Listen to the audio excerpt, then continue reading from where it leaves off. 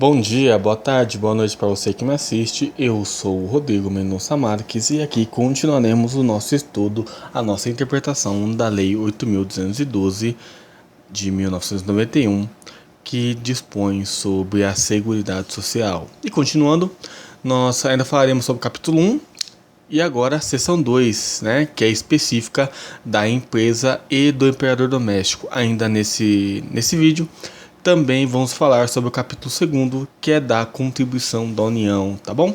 Sem mais delongas, vamos ao artigo 15, que considera 1. Empresa, a firma individual ou sociedade que assume o risco de atividade econômica urbana ou rural, com fins lucrativos ou não, bem como os órgãos e entidades da administração pública direta, indireta e fundacional. O importante desse ponto é a gente ter que a empresa não é só aquela firma ou sociedade, né, feita para gerar lucro, aquela sem fim lucrativo, mas que assume risco financeiro, obviamente, também é considerada uma empresa, também tem que contribuir, tá bom? E também os órgãos e entidades, né, do funcionalismo público, né, como diz aqui, da administração direta, indireta e fundacional, ou seja, o INSS, por exemplo, também é uma empresa, também é considerada. Então, para nossa prova, pode ser que a CESP explore isso, não sei, não garantiria, mas cabe a nós estarmos preparados que essa lei considera a empresa não só o estereótipo, mas também o que a gente citou aqui, tá bom? E segundo, o empregador doméstico, a pessoa ou família que admite a seu serviço sem finalidade lucrativa é empregado doméstico. Ou seja, aquela pessoa que a família contrata para cuidar da casa, cuidar da limpeza, da alimentação de algum lugar específico. Aquela família, aquela pessoa, ela não tem um fim lucrativo, ela simplesmente compra o serviço do empregado doméstico, tá? Aqui já mais sem segredo, tá bom? E o único parágrafo que ainda está em vigência diz aqui: equiparam-se a empresa para efeitos dessa lei o contribuinte individual e a pessoa física na condição de proprietário ou dono de obra de construção civil em relação ao assegurado que ele presta serviço, bem como a cooperativa, a associação ou a entidade de qualquer natureza ou finalidade, a missão diplomática e a repartição consular de carreiras estrangeiras. Que é uma redação, você está lendo aí, desse ano, que na verdade está se referindo ao empresário, né? Aquele empresário, dono de obras de construção civil, ou aquele de cooperativa, associação, entidade com a natureza de missão diplomática, como está aqui escrito ali, ele é equiparado à empresa, afinal ele também é um empregador, tá ok? Isso também pega a legislação trabalhista. O que a gente precisa entender é que o empresário, né, a pessoa física, a contribuinte individual que emprega, como nos termos que a gente está lendo aqui, ele pela lei 8.212, é equiparado à empresa, tá bom? Tem muito mais detalhes sobre isso, mas como eu já citei, já se trata de legislação trabalhista, tá bom? Vamos aqui também olhar o capítulo 2, que fala da contribuição da União, e a gente já encerra o nosso vídeo de agora, tá bom? Artigo 16. A contribuição da União é constituída de recursos adicionais do orçamento fiscal, fixados obrigatoriamente na Lei Orçamentária Anual. Parágrafo único. A União é responsável pela cobertura de eventuais insuficiências financeiras da Seguridade Social, importante isso, tá? Quando decorrentes do pagamento de benefícios de prestação continuada da Previdência Social, na forma da Lei Orçamentária Anual. E aqui a CESP ela pode trabalhar de várias formas.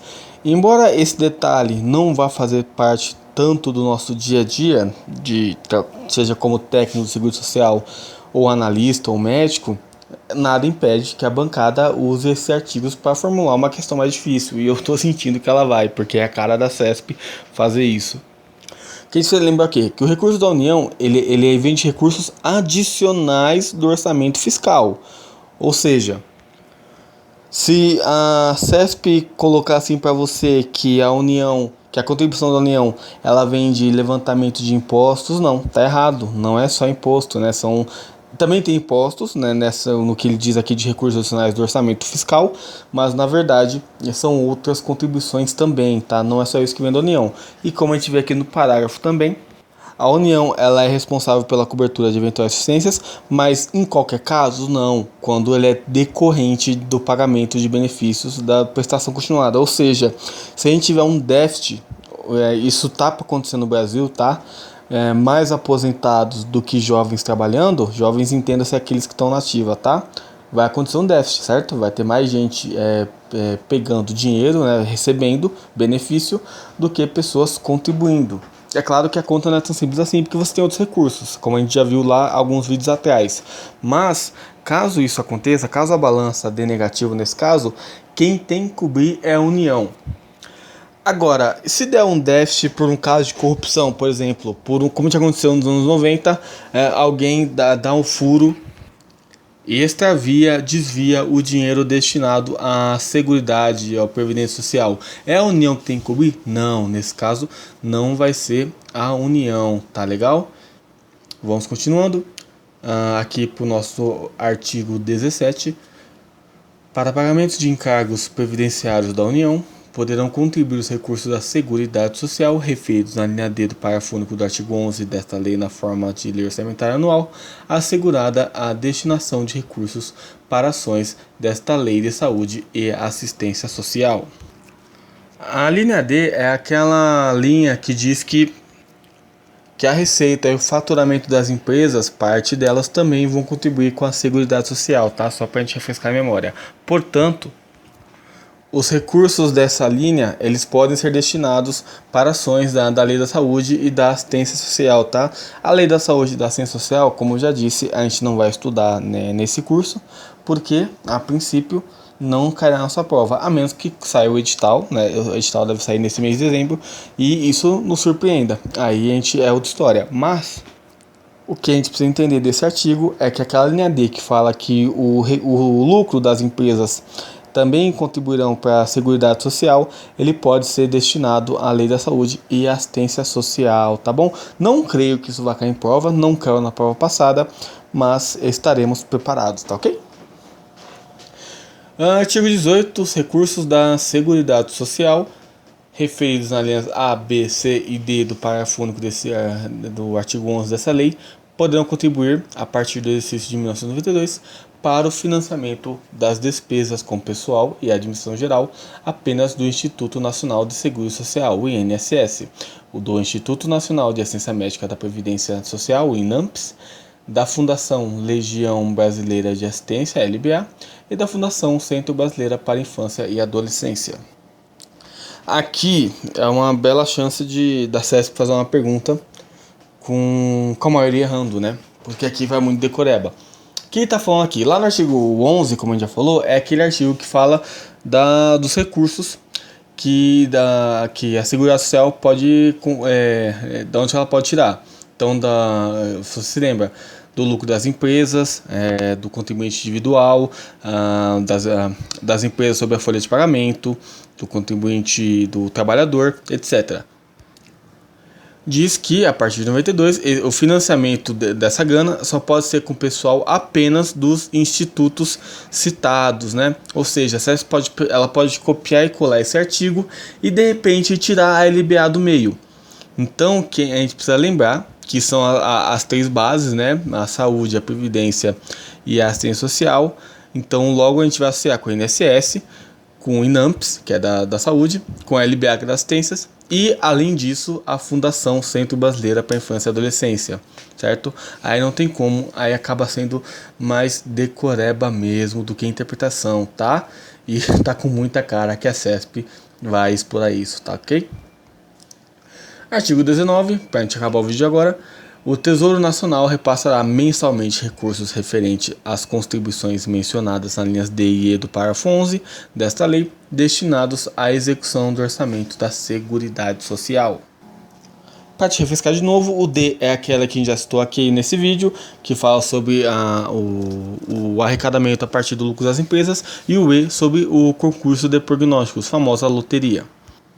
Ou seja, quem que vai repassar a execução do orçamento da Seguridade Social é o Tesouro Nacional. Aí também entra um pouco de decoreba e menos associação, né? Nas linhas D e E, ou seja, o faturamento das empresas e de loterias, é o Tesouro Nacional responsável a destinar a execução por orçamento da Seguridade Social, tá bem? E esses detalhes que são mais difíceis de associar é o que a gente tem que martelar mais. Por quê? Porque certamente a CESP vai explorar muito isso. Então, eu creio, se você faz uma pergunta, por exemplo, perguntando das 3 bases da Seguridade Social, a gente já sabe: Previdência, Assistência e Saúde. Isso, todos os candidatos reais às vagas do INSS vão acertar. Agora, uma pergunta referente a artigo 19, por exemplo, de repente uma pergunta uma afirmação, a execução do orçamento da Seguridade Social, o responsável repassar os recursos da linha D e E do artigo 11, não, eu acho que não vou colocar assim, mas pode colocar, por exemplo, das alíneas que se referem a faturamento das empresas e ao concurso de prognósticos, o responsável por passar é o Tesouro Nacional. E de repente, quem leu isso só por cima, quem não reviu direito, vai dançar. Então, atenção com cada palavra de cada artigo é fundamental. É muito trabalhoso, mas com certeza vai valer a pena pra gente, tá bom? Comentários, dúvidas, sugestões, correções, à vontade, tanto aqui no espaço de comentários no YouTube, quanto nos meus contatos aí na descrição do vídeo, tá ok? Um forte abraço, força e tchau!